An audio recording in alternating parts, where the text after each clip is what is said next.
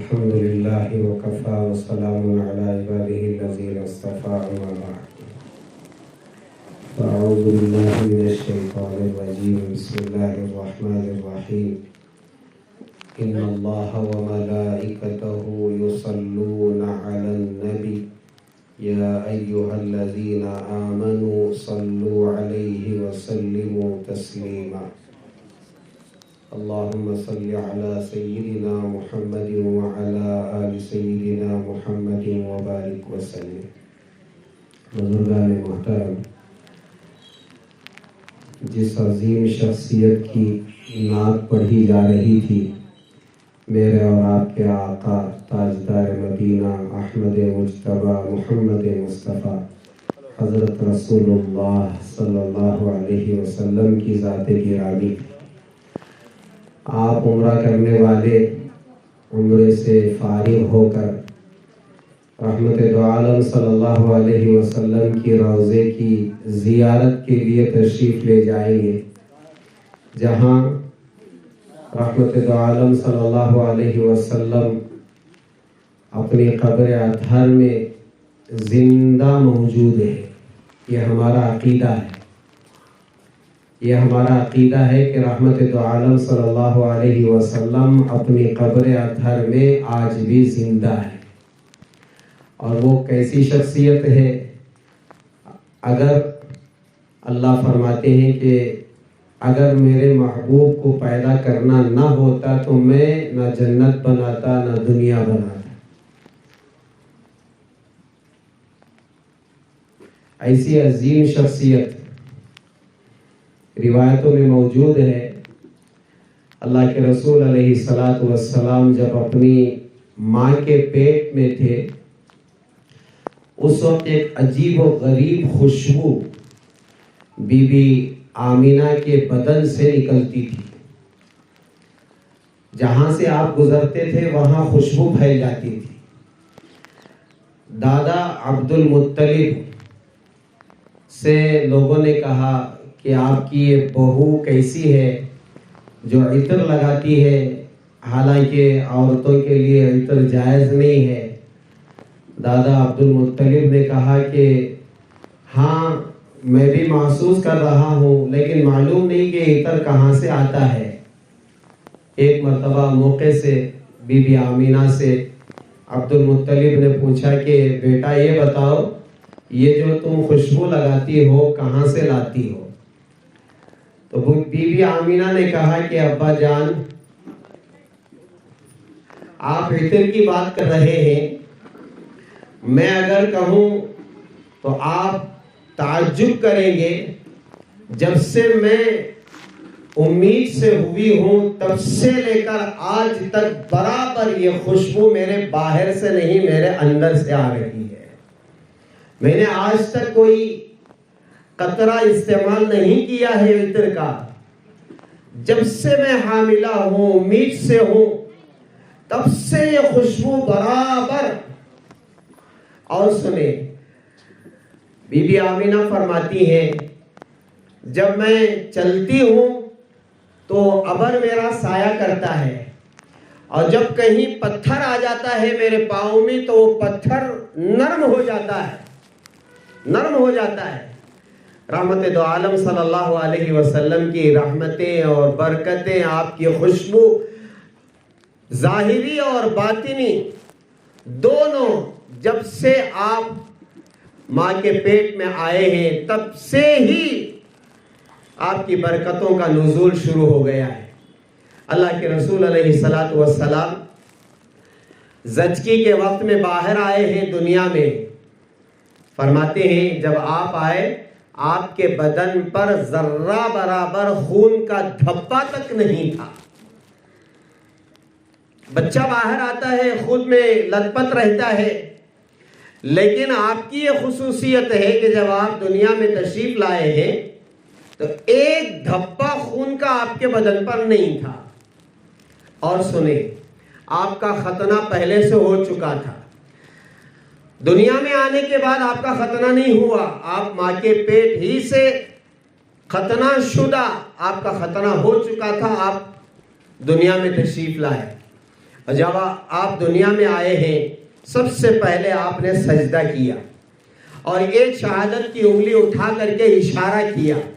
یہ سارے آپ کے بچپن میں ہو رہے ہیں، پیدائش کے وقت میں. اور سنو، اللہ کے رسول علیہ السلام کا بدن مبارک اتنا پاکیزہ تھا کہ پوری زندگی آپ کے جسم پر مکھی نہیں بیٹھی ہے. پوری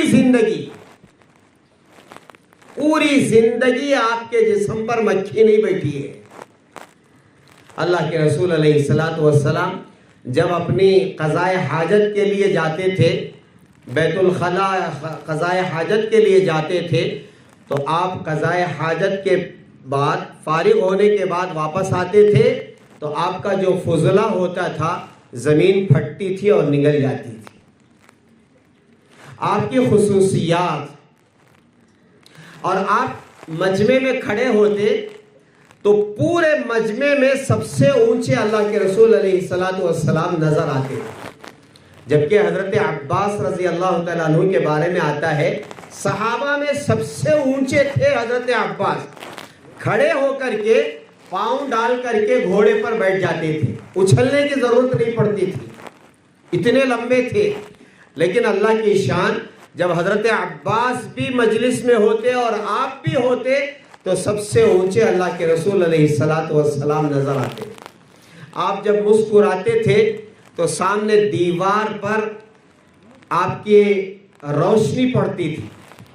آپ کی جو دانت مبارک ہے اس کی روشنی، جب آپ ہنستے تھے تو سامنے دیوار پر اس کی روشنی پڑتی تھی. اور آپ کے پسینے میں خوشبو. ام سلیم رضی اللہ تعالی عنہ اپنے بچوں کو بھیجتی تھی چھوٹی چھوٹی ڈبیاں دے کر کے کہ جاؤ اللہ کے رسول علیہ السلام دوپہر کے وقت میں جب قیلولے کی نیت سے آرام کر رہے ہوں تو اس وقت جا کر کے چپکے سے آپ کا پسینہ اس میں ڈال کر کے لاؤ.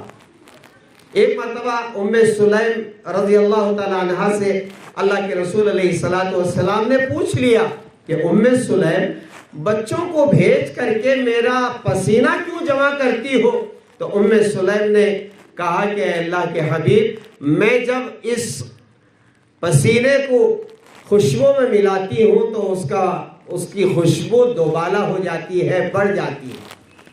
ایک صحابی آئے اللہ کے رسول علیہ السلام کی خدمت میں اور انہوں نے کہا کہ چند دنوں کے بعد میری شادی ہے. تو انہوں نے جب یہ کہا تو اللہ کے رسول علیہ السلام نے ان کے لیے کچھ اپنے پسینے کے قطرے مرحمت فرمائے کہ جاؤ جب تمہاری شادی ہو تو اس شادی میں استعمال کر لیں. اللہ کے رسول علیہ السلام کے پسینے میں خوشبو، آپ کے بدن میں خوشبو. اور آپ جس ذات گرامی کی زیارت کے لیے جا رہے ہیں، اللہ کے رسول علیہ السلام فرمایا کہ جو شخص میرے قبر کی زیارت کے لیے آئے گا میں اس کی قیامت میں سفارش کروں. گویا اس کا قبر کی زیارت کے لیے آنا میری زندگی میں ملاقات کرنے کے برابر ہے. اس سے بڑھ کر اور کیا چاہیے؟ رحمت دو عالم صلی اللہ علیہ وسلم کی بستی میں آپ داخل ہو رہے ہو پورے ادب و احترام کے ساتھ، سراپا ادب و احترام. کپڑے ہمارے ہو سکے تو ایک سفید لباس سلا کر کے پہن کر کے آپ مدینے میں داخل ہو، اس لیے کہ اللہ کے رسول علیہ السلام نے فرمایا البسوا الثياب البيض فانه اطهر واطيب وكفنوا فيها موتاكم او كما قال علیہ السلام. اللہ کے رسول نے فرمایا کہ لوگوں سفید کپڑے پہنا کرو، اس لیے کہ وہ دیکھنے میں خوبصورت بھی لگتے ہیں اور پاکیزہ بھی رہتے ہیں، اور اپنے مردوں کو اس میں کفناؤ. اللہ کے رسول علیہ السلام کی خواہش، تمنا کہ لوگ سفید کپڑے پہنیں. تو وہاں جاتے ہوئے کوشش کریں کہ ہم ایک جوڑا ایسا سفید پہن کر کے جائیں اور خوشبو جتنی اچھی ہو سکتی ہے اتنی اچھی خوشبو لگا کر کے نہا دھو کر کے اللہ کے رسول علیہ السلام کے روضے کے پاس آپ جا رہے ہیں. اور کس کے پاس جا رہے ہیں؟ حضرت جبرائیل علیہ السلام جن کی خدمت میں آیا کرتے تھے. ایک مرتبہ اللہ کے رسول علیہ السلام نے حضرت جبرائیل سے فرمایا کہ جبرائیل جب تم یہاں سے جاتے ہو تو میری آنکھیں آسمانوں پر ٹک جاتی ہے کہ کب جبرائیل آئیں گے, کب جبرائیل آئیں گے. تو جبرائیل علیہ السلام نے عرض کیا کہ اللہ کے حبیب جب میں یہاں سے جاتا ہوں میں اس انتظار میں رہتا ہوں کہ اللہ مجھے کب حکم دیں گے اور میں کب آپ کے در پر حاضر ہو جاؤں. حضرت جبرائیل علیہ السلام فرشتوں کے سردار یہ خواہش یہ تمنا کر رہے ہیں کہ میں موقع ملے اور اللہ حکم دے تو 24,000 مرتبہ اللہ کے رسول علیہ السلام کی خدمت میں آئے ہیں حضرت جبرائیل علیہ السلام. کیا تمنا, کیا آرزو, کس کی آرزو نہیں ہے رحمت دو عالم صلی اللہ علیہ وسلم کی خدمت میں جانے کے لیے. زندگی میں جب آپ علیہ السلام مدینہ منورہ میں ہیں, صحابہ کہاں کہاں سے آئے ہیں, کہاں کہاں سے آئے ہیں, کیسی کیسی تکلیفیں اٹھا کر آئے ہیں.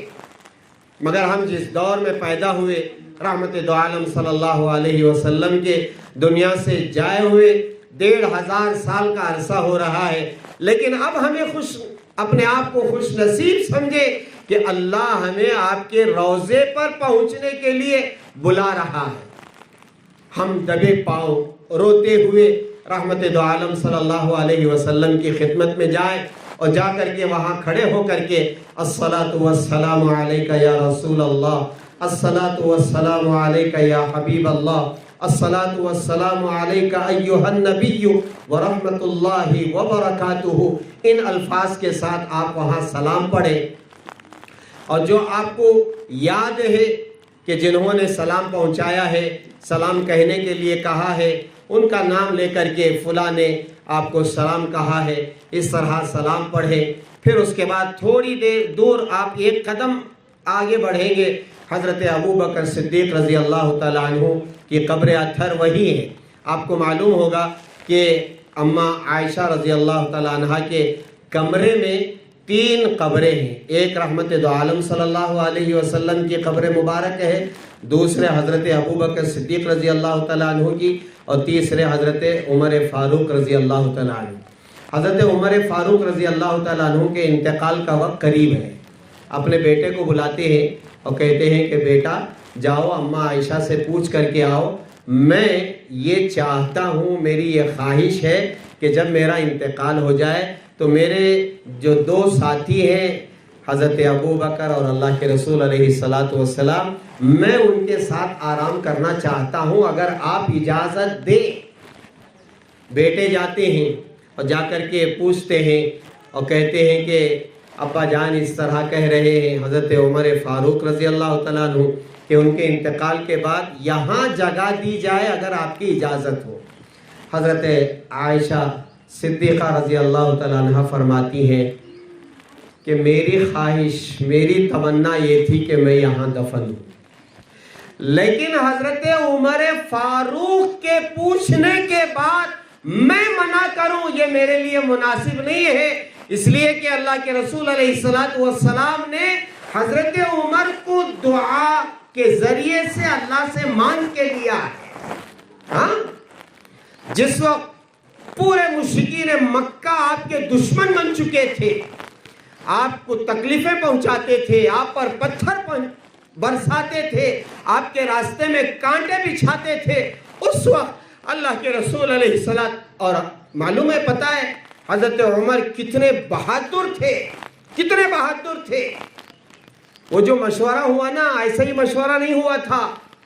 رحمت دو عالم صلی اللہ علیہ وسلم کو قتل کرنے کے لیے کون جائے گا, تو سب نے ایک ہی آواز ہو کے کہے گا کہ وہ عمر جائے گا. اور سنو, اتنے بہادر تھے کہ مکۃ المکرمہ میں جب بیٹی پیدا ہوتی تھی تو زندہ دفن کر دیا جاتا تھا. اگر کوئی باپ بزدل ہے, کمزور ہے, اس کے ہاتھ سے نہیں ہوتا کہ میں اپنے بیٹے کو لے جا کر کے زندہ دفن کروں, تو لوگ کہتے تھے کہ ڈرنے کی کوئی بات نہیں ہے, عمر کو بلاؤ, اس کے ہاتھ میں دے دو, وہ لے جا کر کے دفن کر کے آ جائے. ہاں, حضرت عمر فاروق رضی اللہ اتنے بہادر تھے. آپ کی بہادری پورے مکے میں مشہور تھی. ایک رات اللہ کے رسول علیہ السلام نے اللہ سے مانگا کہ یا اللہ 2 عمر، ایک عمر تو ابو جہل ہے، عمر بن ہشام جس کا نام ہے ابو جہل، وہ بھی بہادر، اور دوسری طرف عمر بن خطاب. یا اللہ ان 2 عمروں میں سے جسے تو چاہے اسے ہدایت دے دے. ہاں، حضرت مولانا حنیف صاحب، قاری حنیف صاحب ملتانی جو پڑوس ملک کے ہیں، پاکستان کے ہیں، حضرت فرماتے ہیں پورے صحابہ اللہ کے رسول کے مرید تھے تو حضرت عمر اللہ کے رسول کی مراد تھے. اللہ کے رسول نے جھولی پھیلا کر کے اللہ سے مانگا یا اللہ مجھے عمر دے دے. حضرت عمر رضی اللہ تعالیٰ عنہ جب وہ قتل کرنے کے لیے آئے اور پھر اس کے بعد صحابہ نے کہا کہ عمر آ رہے ہیں، پورے تیار، اللہ کے رسول اگر آپ اجازت دیں تو ہم ان کو ختم کر دیں گے، ننگی تلوار ہاتھ میں ہے.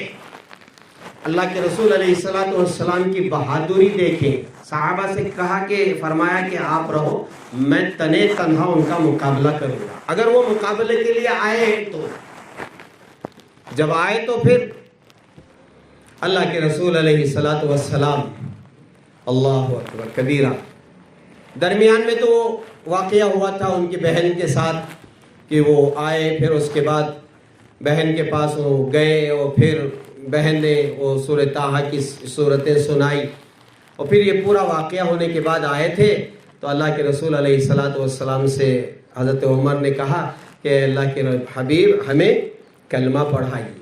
تو اس وقت صحابہ نے خوشی سے جو نعرہ لگایا ہے، فرماتے ہیں پورے مکے میں وہ نعرہ سنائی دیا.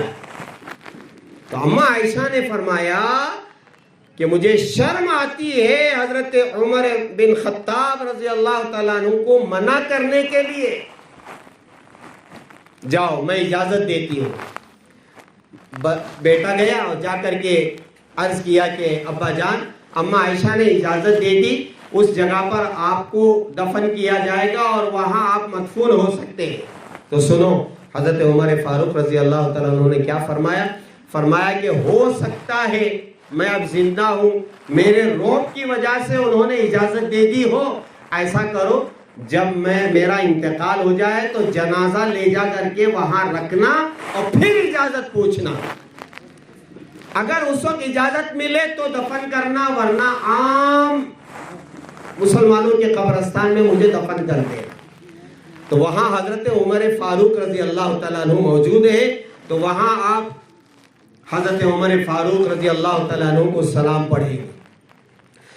ایک جگہ اور باقی ہے، اس کمرے میں ایک جگہ باقی ہے.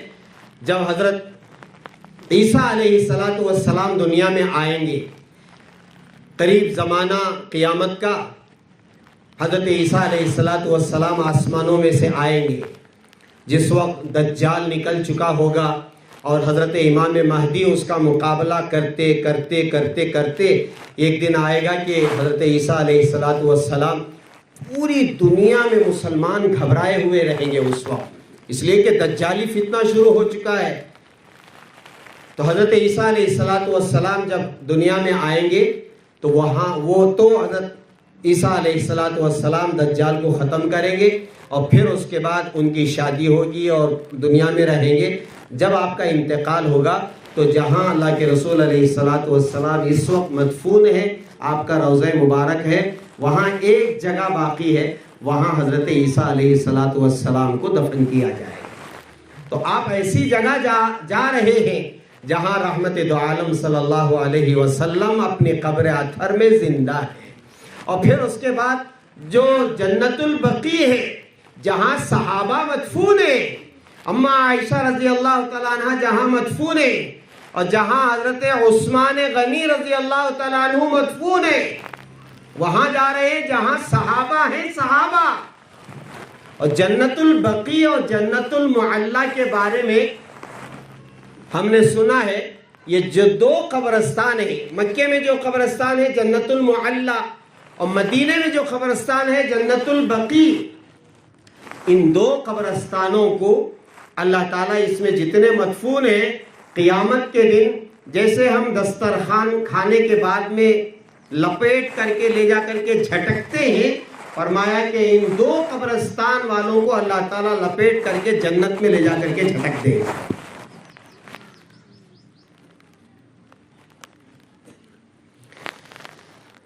اتنے خوش نصیب لوگ جنت المعلا میں، جنت البقیع میں یہ تمنا ہر ایک رکھے کہ یا اللہ جب میری موت آئے تو مدینے میں آئے۔ حضرت امام مالک رحمت اللہ علیہ فرماتے ہیں جن کی خواہش تمنا تھی کہ میں مروں تو مدینے میں مروں، وہ مکہ نہیں جاتے تھے، کئی سال وہ مکہ نہیں گئے اس ڈر سے کہ کہیں میں مکہ جاؤں اور وہاں موت ہو جائے۔ ان کی خواہش تھی، تمنا تھی کہ میں مدینے میں میری موت آئے، مدینے میں موت آئے۔ ایک مرتبہ اللہ کے رسول علیہ السلام سے انہوں نے خواب میں پوچھا کہ اے اللہ کے حبیب آپ مجھے بتائیے کہ میری موت کا وقت کب ہے، موت کا وقت کب ہے بتائیے۔ تو اللہ کے رسول علیہ السلام نے ہاتھ کے اشارے سے یوں فرمایا، کچھ نہیں کہا، صرف 5 انگلیاں بتائی۔ اس وقت حضرت امام مالک رحمت اللہ علیہ جب بیدار ہوئے تو معلوم نہیں ہوا کہ اللہ کے رسول علیہ السلام نے کیا بتایا، 5 سال بتایا، 5 مہینے بتایا، 5 گھنٹے بتایا، کیا بتایا معلوم نہیں ہوا۔ اس وقت ابن سیرین رحمت اللہ علیہ جو اس وقت بہت بڑے خواب کی تعبیر بتانے والے تھے، حضرت امام مالک رحمت اللہ علیہ نے کسی سے کہا کہ دیکھو ابن سیرین کے پاس جاؤ اور جا کر کے یہ خواب ان سے عرض کرو، اور یہ نہیں بتانا کہ میں نے دیکھا ہے، امام مالک نے دیکھا ہے، اس طرح نہیں بتانا۔ وہ صاحب گئے اور جا کر کے انہوں نے پوچھا کہ حضرت ایک صاحب نے خواب دیکھا ہے، خواب یہ ہے کہ اللہ کے رسول علیہ السلام کو انہوں نے خواب میں دیکھا اور پوچھا کہ میری موت کب ہے، تو اللہ کے رسول نے اس طرح فرمایا۔ تو ابن سیرین رحمت اللہ علیہ نے پوچھا یہ خواب کس نے دیکھا ہے؟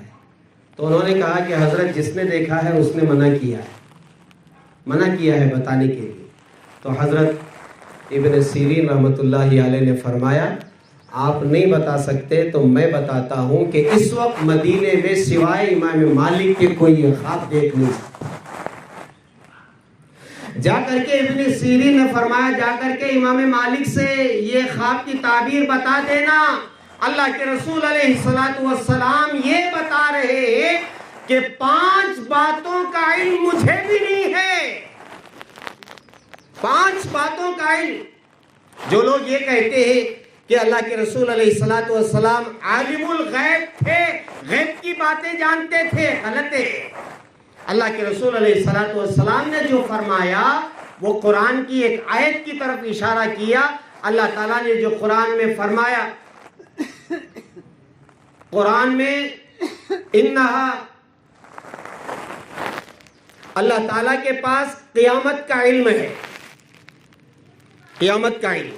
5 باتیں جو بتائیں جو سوائے خدا کے کسی کو معلوم نہیں ہے۔ ان اللہ عندہ علم الساعہ، قیامت کب آئے گی اس کا علم سوائے خدا کے کسی کو نہیں ہے۔ وَيُنَزِّلُ الْغَيْثَ، بارش کتنی ہوگی، کہاں ہوگی، فائدہ ہوگا، نقصان ہوگا، کسی کو معلوم نہیں ہے، ایک اندازہ ہے۔ ورنہ اگر اندازہ ہو جاتا تو پھر سونامی سے اتنا نقصان کیوں ہوتا؟ اور اتنی بارش ہے جو کیرلا میں ہوئی 2 سال پہلے، 2-4 سال پہلے، تو بارش کتنی، کہاں، فائدہ مند یا نقصان دہ، سوائے خدا کے کوئی نہیں جانتا۔ ان اللہ عنده علم الساعہ وینزل الغیث ویعلم ما فی الارحام، ماں کے پیٹ میں کیا ہے، جنتی ہے یا جہنمی ہے، لڑکا ہے یا لڑکی ہے۔ لوگ کہتے ہیں کہ اب تو معلوم ہو جاتا ہے نا۔ تو ہمارے استاد سے ہم نے ایک سوال کیا کہ حضرت اب تو معلوم ہو جاتا ہے لڑکا ہے یا لڑکی ہے، تو حضرت نے کہا کہ جس وقت عورت امید سے ہوتی ہے اس وقت کوئی ڈاکٹر بتا دے اسے لڑکا ہوگا یا لڑکی ہوگا، آج بھی نہیں بتا سکتے، آج بھی نہیں بتا سکتے۔ اور پھر آگے فرمایا ایک مطلب یہ بھی ہے اور ایک مطلب یہ بھی ہے کہ جو وہ جنتی ہے یا جہنمی ہے، یہ کون بتا سکتا ہے؟ یہ تو دنیا میں آنے کے بعد بھی نہیں بتا سکتا۔ تو یہ تین باتیں ہو گئی، اور پھر اس کے بعد آدمی کل کیا کرے گا، کل کیا کرے گا یہ کوئی نہیں بتا سکتا۔ کل کی خبر خدا جانے، لوگ تو کہتے ہیں کل کی خبر خدا جانے۔ اور پھر آدمی کہاں مرے گا، کس جگہ مرے گا، یہ بھی معلوم نہیں ہے۔ تو امام مالک رحمت اللہ علیہ سے جا کر کے انہوں نے کہا کہ اللہ کے رسول نے ان 5 باتوں کا علم بتایا کہ یہ اللہ کے سوا کسی کو معلوم۔ تو حضرت امام مالک رحمت اللہ علیہ کی تمنا، خواہش، اور سنو بڑی عجیب و غریب بات، استنجا کے لیے جب جاتے تھے تو وہ اس طرح بیٹھتے تھے کہ مدینے کی جو سرحد ہے وہاں پاؤں رکھتے تھے اور پھر بیت الخلا باہر کرتے تھے۔ یہ ادب و احترام مدینہ منورہ کا۔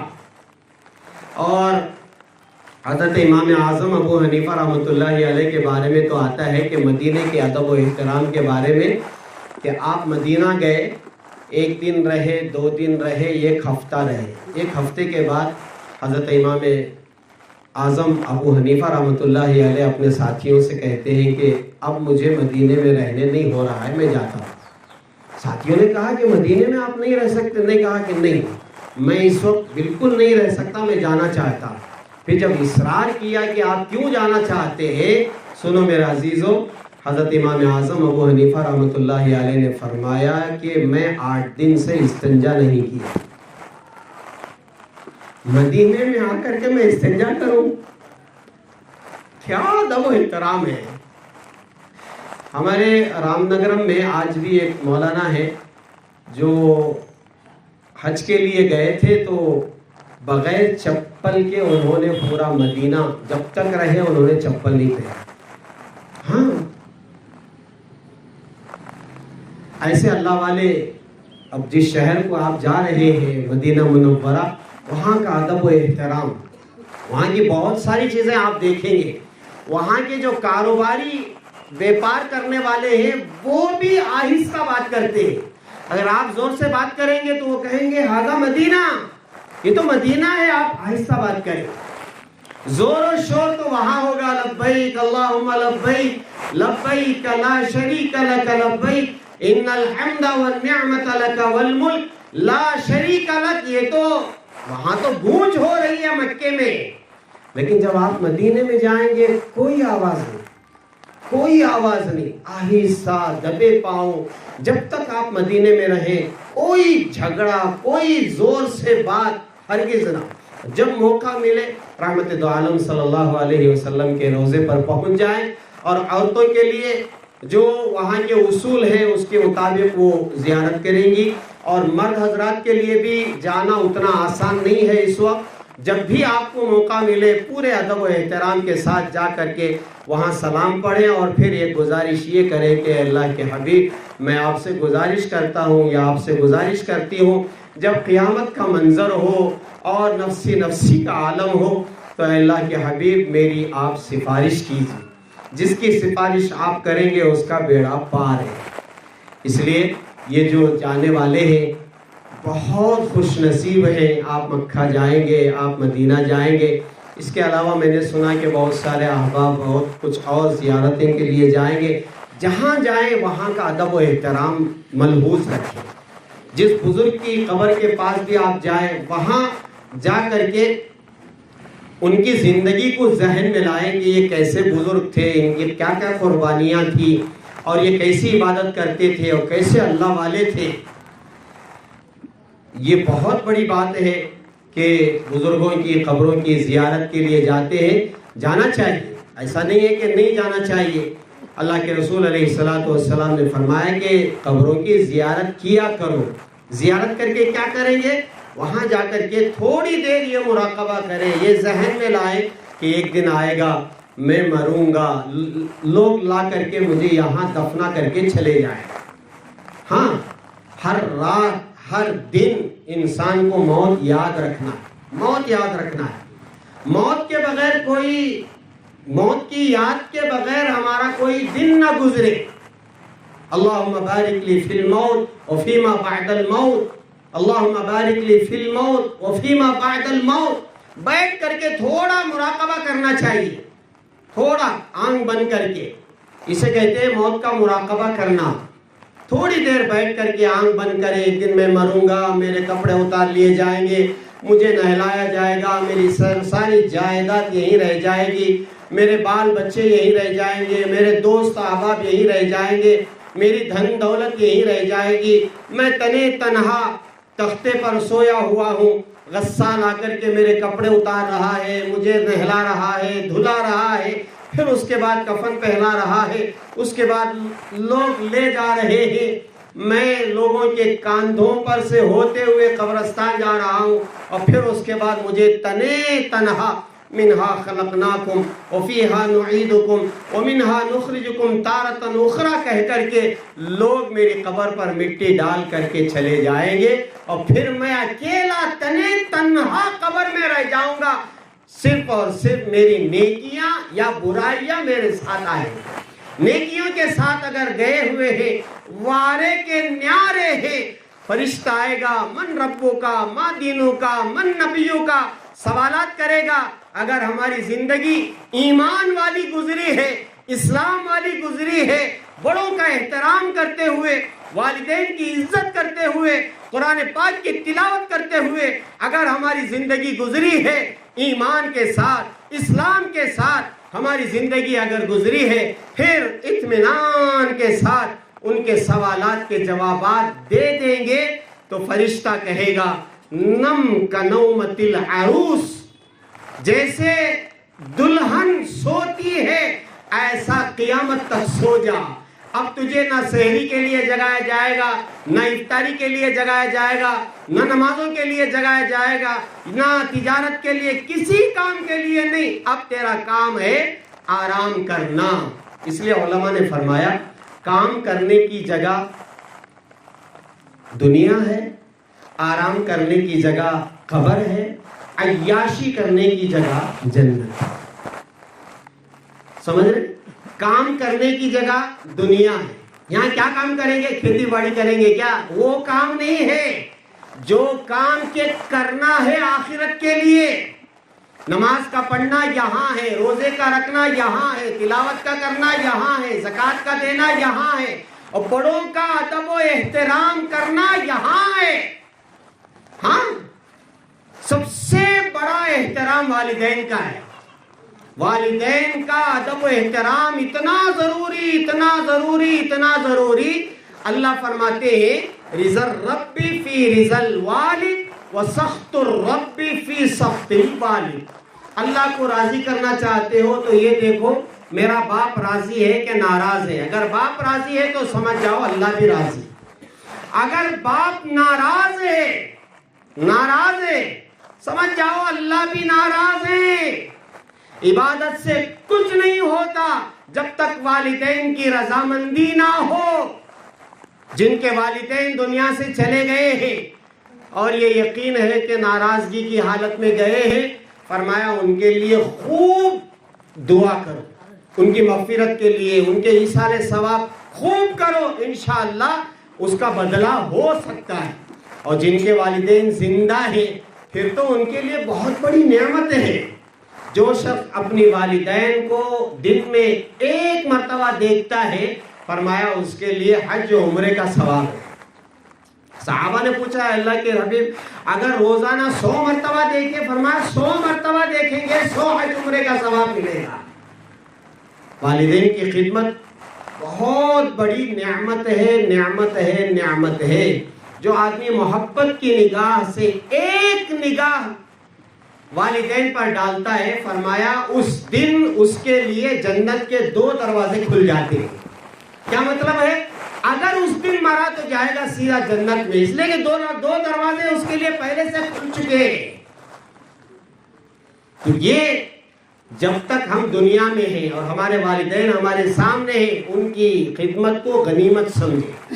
بلکہ حضرت جبرائیل علیہ السلام نے جہاں 3 بددعائیں کی ہیں، 3 بددعائیں، ایک بددعا کی کہ جو رمضان کو پائے اور اس کی مغفرت نہ ہو، ہلاک ہو جائے، دوسرا جس شخص کے سامنے میرا نام آئے اور وہ مجھ پر درود نہ بھیجے وہ ہلاک ہو جائے، اور تیسرا والدین میں سے دونوں یا کوئی ایک اس کی زندگی میں ہو اور وہ خدمت کر کے جنت حاصل نہ کرے تو وہ ہلاک ہو جائے۔ ہاں، اس کا مطلب یہ ہے کہ جو آدمی والدین کی خدمت کرے گا اسے جنت مل کے رہے گی، مل کے رہے گی۔ حضرت اویس قرنی رحمت اللہ علیہ حضور کے زمانے کے، وہ آنا چاہتے تھے اللہ کے رسول علیہ السلام کی خدمت اور آپ سے ملاقات کرنے کے لیے، ایمان تو لا لیے، لیکن ماں کی خدمت کی وجہ سے وہ پوری زندگی مدینہ نہیں آ سکے۔ اگر آ جاتے تو وہ صحابی بن جاتے، لیکن اللہ کے رسول علیہ السلام نے انہیں منع کیا کہ وہیں رہو، ماں کی خدمت کرتے رہو۔ حضرت عمر فاروق رضی اللہ تعالیٰ عنہ سے اللہ کے رسول نے فرمایا، دیکھو میرے دنیا سے جانے کے بعد ایک شخص قبیلے قرن کا یہاں آئے گا، یمن سے، وہ اس طرح ہوگا، نشانیاں بتائی، جب وہ تم سے ملاقات کرے تو ان سے دعا کی درخواست کرنا، میرا سلام پہنچانا۔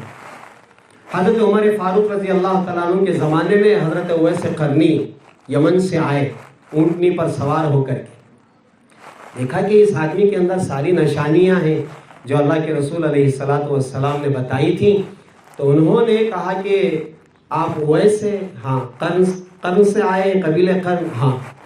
انہوں نے کہا، حضرت عمر فاروق رضی اللہ تعالیٰ عنہ نے فرمایا، دیکھو ماں کی خدمت کی وجہ سے تم مدینہ نہیں آ سکے اور اللہ کے رسول علیہ السلام کا چہرہ انور نہیں دیکھ سکے، اس صحابی نہیں بن سکے، لیکن تمہارا مقام اتنا اونچا ہے، اللہ کے رسول علیہ السلام نے مجھے حکم دیا ہے جب آپ آئیں تو میرا سلام عرض کرنا، اور حضرت عمر سے مجھ سے فرمایا کہ دعا کی درخواست کرنا۔ دعا کی درخواست کا کیا معنی ہے؟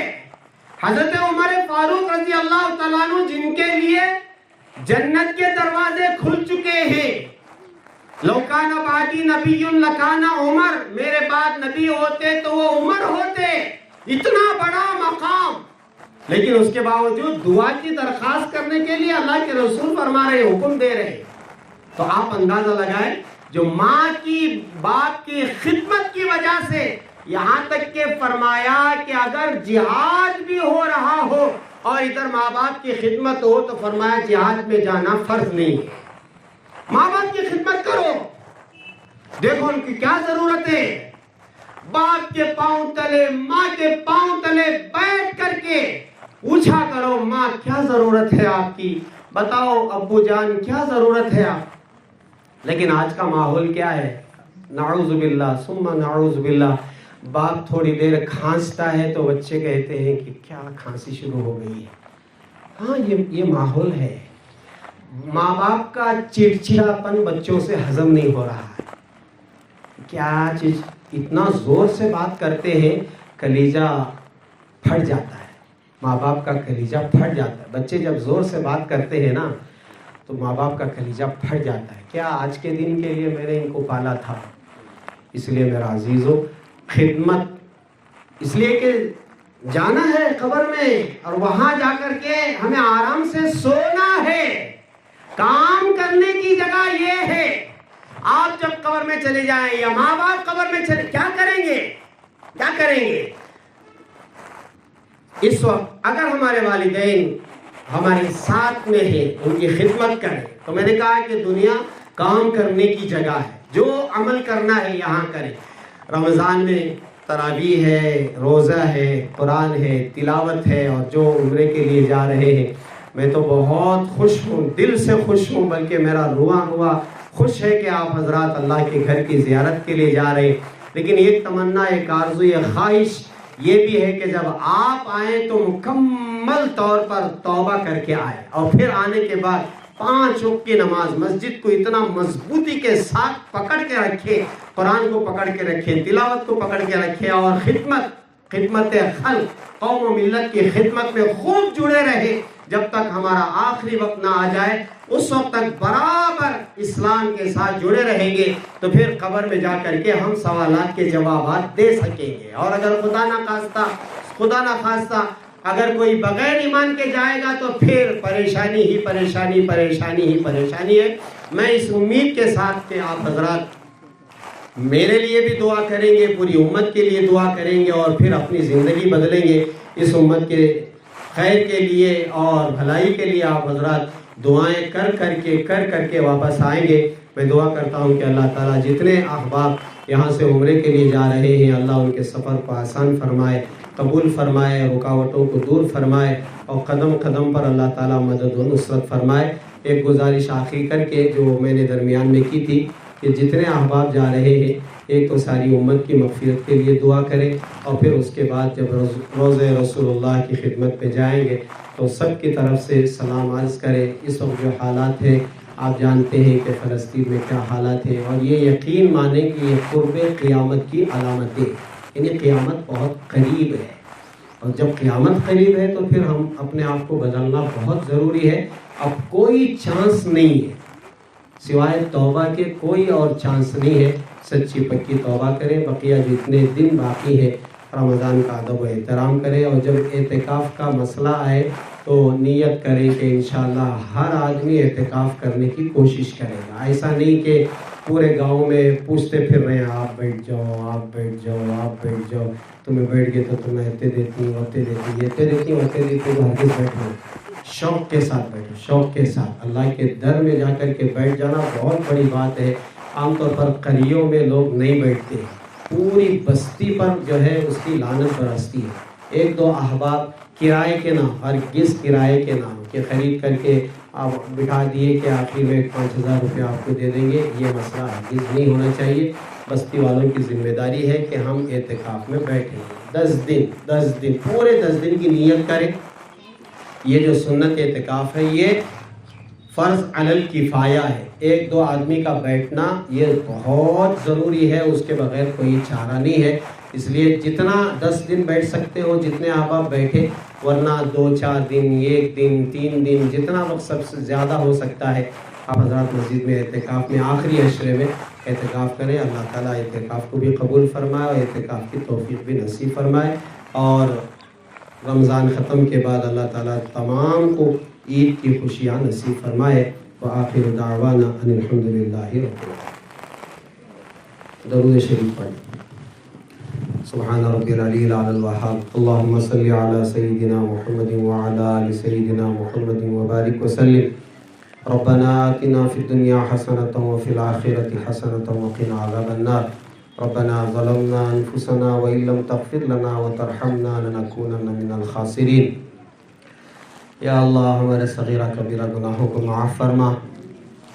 یا اللہ اس وقت جو یہاں مجمع بیٹھا ہے، یا اللہ آپ نے اپنے گھر کو بلانے کا وعدہ کیا ہے، یا اللہ آپ کے گھر کو آنے کے لیے یہ لوگ تیار بیٹھے ہیں، آپ کی توفیق ہو جائے تو یا اللہ آپ کے گھر کا یہ لوگ طواف کریں گے، صفا مروہ کے درمیان سعی کریں گے، آپ کے حبیب کے روضے پر جا کر کے سلام عرض کریں گے۔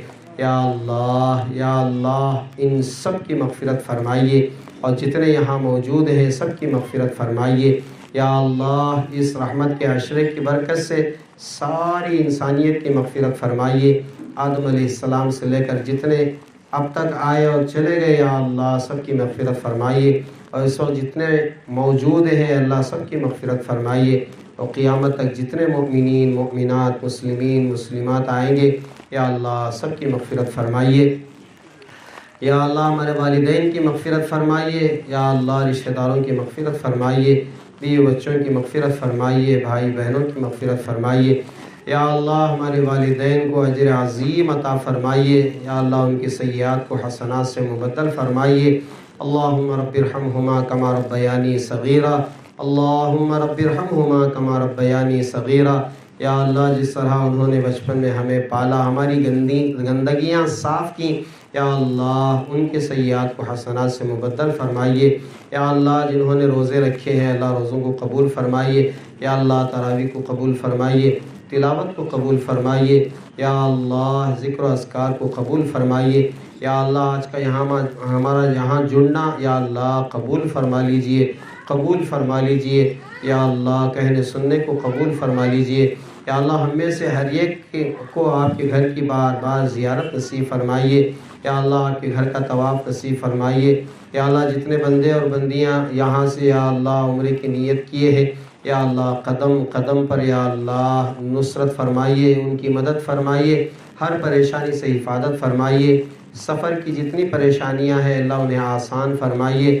یا اللہ ان کے عمروں کو قبول فرمائیے۔ یا اللہ وہاں طواف کرنا نصیب فرمائیے۔ یا اللہ مقام ابراہیم کے پاس کھڑے ہو کر بار بار نماز پڑھنے کی توفیق عطا فرمائیے۔ یا اللہ حجر اسود کا استلام نصیب فرمائیے، اس کا بوسہ نصیب فرمائیے۔ یا اللہ آپ کے گھر کا غلاف پکڑ کر کے خوب دعائیں کرنے کی توفیق عطا فرمائیے، ملتزم پر چمٹ کر کے یا اللہ دعائیں کرنے کی توفیق عطا فرمائیے۔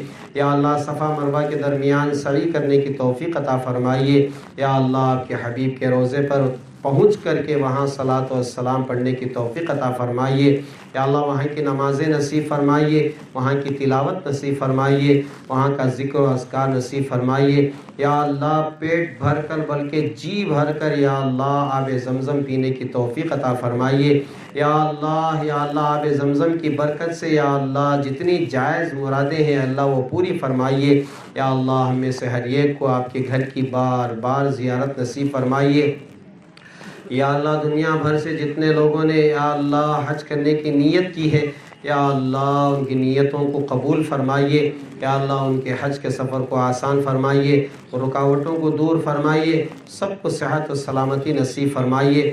یا اللہ جتنا ان کا قافلہ جا رہا ہے اللہ سب کو صحت عطا فرمائیے، آزمائشوں سے حفاظت فرمائیے، رکاوٹوں سے حفاظت فرمائیے۔ یا اللہ ہم میں سے ہر ایک کو حلال روزی کے فیصلے فرمائیے۔ یا اللہ افطار کے وقت میں دعائیں قبول ہو رہی ہیں، یا اللہ آپ دعائیں قبول کر رہے ہیں، یا اللہ ہماری دعاؤں کو قبول فرمائیے۔ یا اللہ جتنے یہاں بیٹھے ہیں اللہ سب کی جائز تمناؤں کو پورا فرمائیے، جو جس لائن میں پریشان حال ہے اللہ ان کی پریشانیوں کو دور فرمائیے۔